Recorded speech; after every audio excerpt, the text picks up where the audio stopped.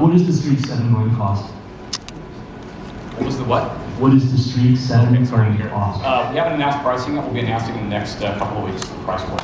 Well, what's very affordable to consumers now? We think it'll break the price category that's been in the market so far. I have a question.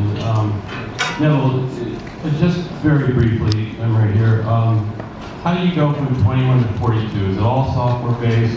Does it involve the backhaul at all, additional backhaul at all? Or just, I mean, I need a basic idea of how you do that. Absolutely. So, I mean, there's software and some hardware capacity upgrades in the base stations, but fairly nominal, primarily software work. From a backhaul perspective, the backhaul network that we put in place is very scalable.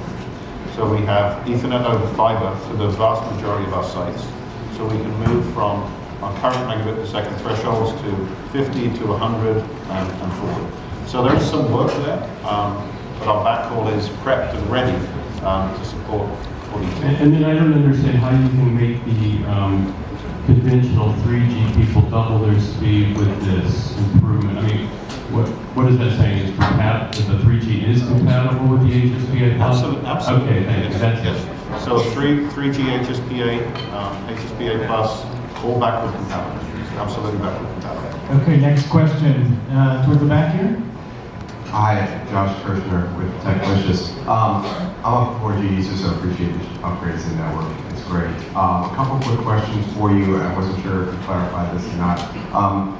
Regarding the plans, is the plan to continue to have an unlimited data plan for 4G, and is the throttle limit going to continue at 5 gigabits a second, or sorry, 5 gigabits in terms of monthly usage, or is that going to change with the new network to allow additional data downloads before the throttling starts to kick in? All right, good question. Thanks for being a customer, by the way. So the plans are to continue with the lineup of data plans that we have today.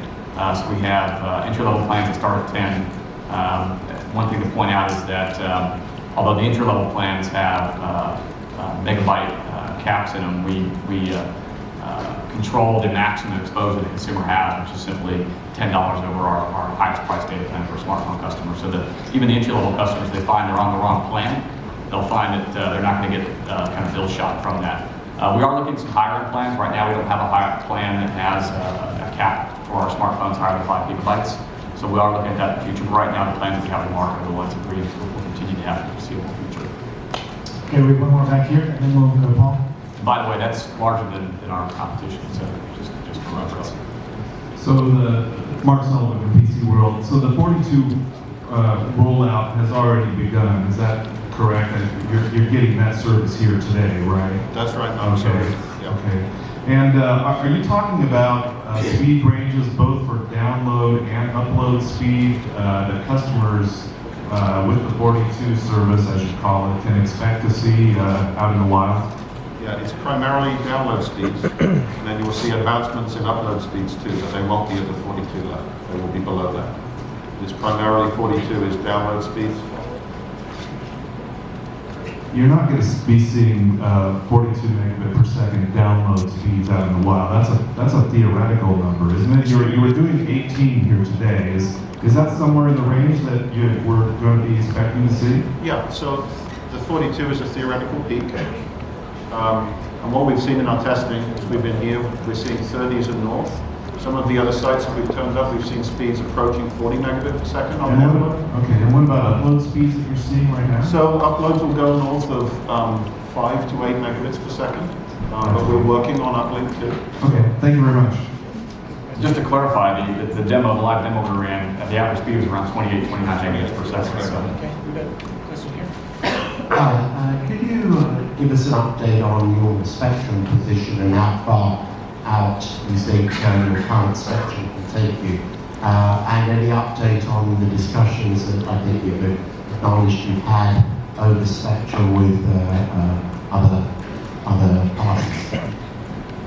Yeah, maybe take that. From a spectrum position, we are able to cover the data growth we have here. We have different options on refarming our own spectrum we have today. We're obviously always looking at alternatives to acquire or partner with additional spectrum.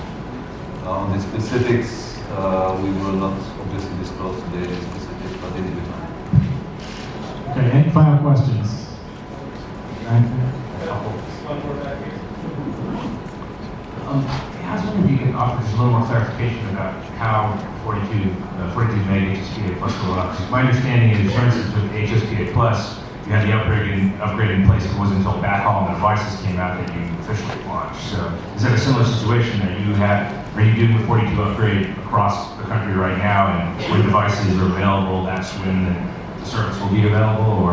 I mean, so that the heavy lifting and the primary reason why we have the largest network today is that backhaul thing you talked to. So that was a 3-year program that we've been working on that came to fruition in 2010. And our competition is playing rapid catch-up, right? 3 years worth of work to get that backhaul in place. As I mentioned earlier on, it's much easier for us now to scale the capability of that backhaul upwards and onwards. And so in the rest of the base station infrastructure, the network, fairly straightforward upgrades. So we are moving already at a significant pace. So our anticipated rollout on 42 megabits per second is going to be very quick. And just to kind of clarify on the device side, you have a little device twist in there. We'll have several devices in the first half of the year that will be capable of speeds up to 21, including many smartphones. And then in the second half of the year, we'll start to see more of our smartphones get upgraded into speeds up to 42. And overlapping that time period, we'll be introducing an increasing number of mobile broadband products, starting with data sticks and then netbooks and laptops and tablets that will have up to 42 through, starting early in Q2 and moving through the rest of the year. Okay, we have time for one final question. Also, we have demo bars here too, where you can see some of the new products and speed in the back there. Thank you. Mike Dana with Pierce Wireless.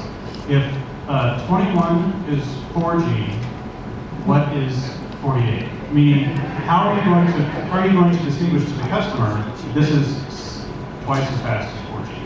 What is the marketing that you're going to use to explain that? Yeah, so I think from the marketing side, I think we believe the products we have today, the customer experience of a previous generation is substantially better. We think that threshold's already been reached.